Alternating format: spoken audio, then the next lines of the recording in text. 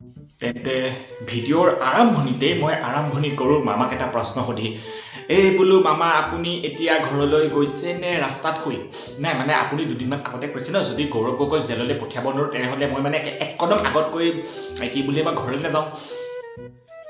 আৰু যদি এক কদম বেছিকৈ যায় মই এনেকুৱা প্ৰতিজ্ঞা কৰি দিম যে মই ঘৰতে নাযাওঁ আৰু তেনেহ'লে আহক আকৌ এটি নতুন ভিডিঅ'ৰ মাজলৈ আপোনালোক সকলোকে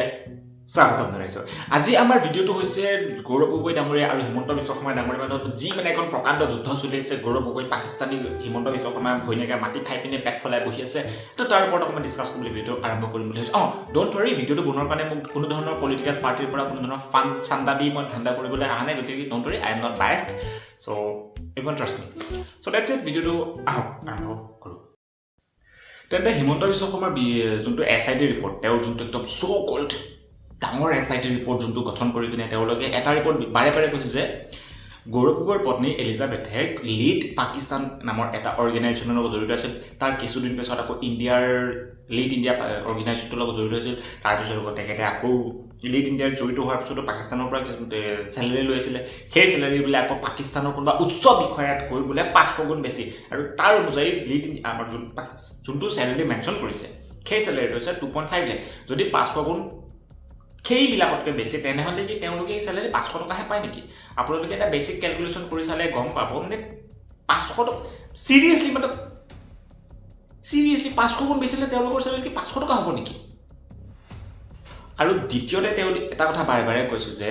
হিমন্ত বিশ্ব শৰ্মাক লাহোৰ কাৰাচী ফালানা ধেৰ কিবা কৰিছে আৰু এটা কথা আমি সকলোৱে জানো যে ইণ্ডিয়াৰ পৰা পাকিস্তানত যদি কোনোবা যায় তেওঁৰ ট্ৰেক ৰেকৰ্ড প্ৰত্যেকটো মুহূৰ্তত ক'ত কি কৰে সেইটো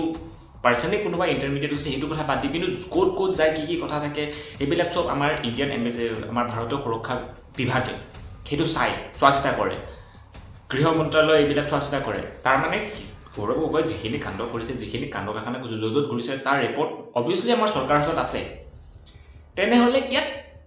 ছাছপিচিয়াছ বুলিবলৈ বস্তুটো কি থাকিলে নিশ্চয় যদি কিবা না কিবা কৰিছে তেনেহ'লে ইমান এই 2013 চনৰ পৰা এতিয়ালৈকে নিশ্চয় ৰিপৰ্ট ওলালে হয় বা পাকিস্তানৰ পৰা এনেকুৱা ধৰণৰ কিবা না কিবা এটা সংকটলৈকে যদি এতিয়ালৈকে ক'বলৈ বিচাৰিছে কি গৌৰৱ গগৈ মানে হিমন্ত বিশ্ব শৰ্মা ডাঙৰীয়াই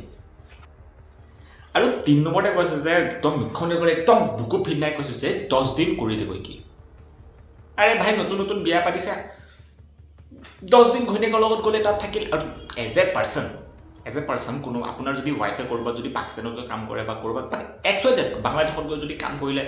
এজনী নতুন ৱাইফ হিচাপে আপুনি কেতিয়া অকলে যাবলৈ নিদিব definitely as a husband as a positive husband হিচাপে আপুনিও লগত যাবলৈ বিচাৰিব চ' কি কৰে কেনেকৈ খায় কি কৰে ক'ত থাকে কি কথা চব আপোনালোকে জানিবলৈ বিচাৰিব ঠিক তেনেকৈ এজ এ হাজবেণ্ড হিচাপে তেওঁ গৈছে থাকিছে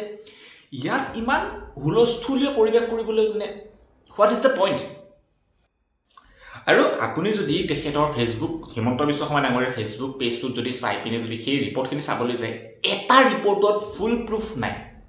বোলে এইটো ৰিপৰ্ট দাঙি ধৰি পিনে কৈছোঁ এইটো লিংকৰ জৰিয়তে মই ক'ব পাৰিম যে গৌৰৱ গগৈ পাকিস্তানত গৈ অমুক কাম কৰিছে বা ইণ্ডিয়া ISSৰ লগত লাগি পিনে কিবা এটা ইলিগেল এক্টিভিটি কৰিছে ইণ্ডিয়াৰ এগেইনষ্টত তেনেকুৱা একো ধৰণৰ কোনো ৰিপৰ্টে নাই লিটাৰেলি একো এটা ৰিপৰ্ট নাই যোনটো বেছ ক'ব পাৰি যে নাই এইটো কৰাৰ কাৰণে পাকিস্তানৰ লগত ডাইৰেক্টলি এটা কিবা কিবি লিংক লগাই দিলোঁ বাছ এটাই তেওঁ ধৰি আছে যে লিড পাকিস্তানৰ লগত ঘৈণীয়েকে কাম কৰিছিল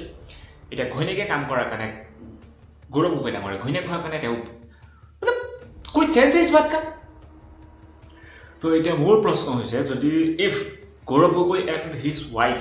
both are Pakistani agent directly if you know that এতিয়ালৈকে এৰেষ্ট কিয় কৰা হোৱা নাই এতিয়ালৈকে যে তৰ্ক বিতৰ্ক হৈ আছে কিবা না কিবা এটা যুক্তি তৰ্ক হৈ আছে এতিয়ালৈকে NIA বা CBI হওক বা এতিয়া যোনে নহওক এতিয়ালৈকে এৰেষ্ট কৰিব কিয় সক্ষম হোৱা নাই কাৰণ আপোনাৰ হাতত তেনেকুৱা কোনো ধৰণৰ প্ৰমাণ নাই যে যোনবিলাকৰ ভিত্তি কৰি পিনে আপোনালোকে তেওঁলোকজনক এৰেষ্ট কৰিব বা তেওঁলোকক দেশ ধৰিবা ডাইৰেক্ট পাকিস্তানীৰ লগত এজেণ্টৰ লগত লিংক কৰিব কাৰণ আপোনাৰ হাতত প্ৰথম এনেকুৱা প্ৰমাণ একো নাই সেইকাৰণে আপোনালোকে এতিয়ালৈকে তৰ্ক বিতৰ্কত লাগি আছে লজ্জা চৰম বুলিবলৈ বস্তু নাই আপোনাৰ নাকত অকণ লাজ চৰম বোলা বস্তুটো নাই আৰু ছেকেণ্ড প্ৰশ্নটো হৈছে আমাৰ হোম মিনিষ্ট্ৰী ইমানেই উইকনে যে এগৰাকী ভাৰতবৰ্ষৰ এগৰাকী সাংসদ পাকিস্তানত গৈ পিনি এনেকৈ ইণ্ডিয়াৰ এগেইনষ্টত এক টেৰৰিষ্ট এক্টিভিটি কৰিব ইণ্ডিয়াৰ কনফিডেঞ্চিয়েল ইনফৰমেশ্যন IBৰ যোনবিলাক ইনফৰমেশ্যন যে আপুনি যে কৈ আছে এতিয়া পাকিস্তানত যে ফৰৱাৰ্ড কৰিছে বা পাকিস্তানত চেণ্ড কৰিছে সেই ইণ্টেলিজেণ্ট ইনফৰমেশ্যনবিলাক ক'ত পায় এলিজাবেথে ক'ৰ পৰা পায় আমাৰ ইনফৰমেশ্যন ইণ্টেলিজেন্স ডিপাৰ্টমেণ্ট কি ইমানেই উইক নেকি, ইমানেই কমজোৰ নেকি যে এগৰাকী সাংসদৰ ঘৈণীয়েকে সেই ইনফৰমেশ্যনবিলাক লৈ পিনে ডাইৰেক্ট পাকিস্তানত চেণ্ড কৰিব পাৰে? ইজ ইমান সহজ নেকি বস্তুবিলাক? ভিডিঅ'টোৰ শেষত কনক্লুজন হিচাপে মই এটাই কথা ক'বলৈ বিচাৰোঁ যে বৰ্তমান যোনটো বস্তু দেখা যায় সেই বস্তুটোৱে বিকালে, আৰু হিমন্ত বিশ্ব শৰ্মা ডাঙৰীয়াই বৰ্তমান এই ফৰ্মুলাটোৱে বৰ্তমান ইউজ কৰি থাকে দেখিবলৈ পোৱা হৈছে। সেইকাৰণে বৰ্তমান অসমত এটা হাওবা ক্ৰিয়েট কৰি আছে যে গৌৰৱ গগৈ ডাঙৰীয়া আৰু গৌৰৱ গগৈ ডাঙৰীয়াৰ পত্নী এগৰাকী পাকিস্তানী যে, আৰু সেই হাৱাটো বৰ্তমান ক্ৰিয়েট কৰি দিয়াৰ লগে লগে অসমৰ মানুহৰ গৌৰৱ গগৈ ডাঙৰীয়াৰ পৰা ভৰসাটো কমি যাব, আৰু সেইটো বস্তু বৰ্তমান মেইন মুদ্দা হিচাপে লৈ কিছুমান ছ'চিয়েল মিডিয়াত এনেকুৱা ধৰণৰ ভিডিঅ' দেখিবলৈ পোৱা গৈছে।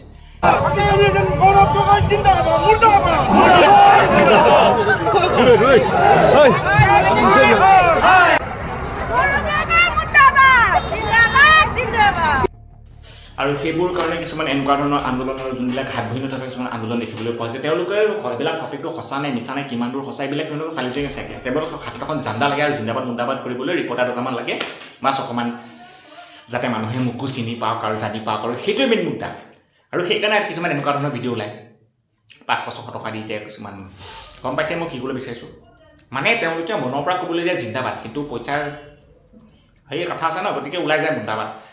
গতিকে that is today for guys. যদি ভিডিঅ'টো ভাল লাগিছে লাইক কমেণ্ট শ্বেয়াৰ ছাবস্ক্ৰাইব কৰি যাবলৈ নাপাহৰিব দেই। জয়